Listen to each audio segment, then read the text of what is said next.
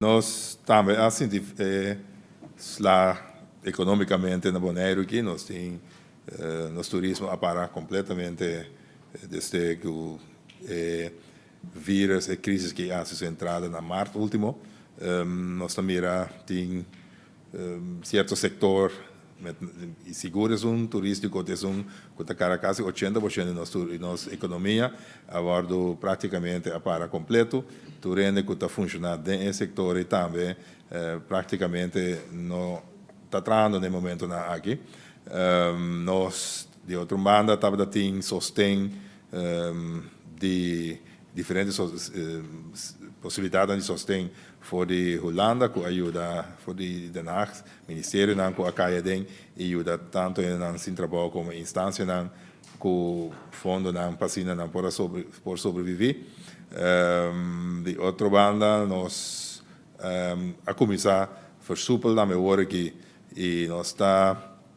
permitindo work candidatos de 1000 turistas para cima para Bonaire, for die país não seguro que nós temos linha, que está algum na Europa. A ideia está para nós seguir monitorear a situação, mais tanto para cima abrir, mais tanto possível para turistas não para seguir em Bonaire, certo, a curto prazo. Largo prazo nós também está realizar que nossa economia não pode estar dependente tanto assim de pilar que é turismo, nós que diversificar em outro setor na vacina que pilar aqui tem eixo que nós podemos contar ribe outro, né? Isso é para término largo durante o período de crise aqui nós usamos também como governo e para sentar junto e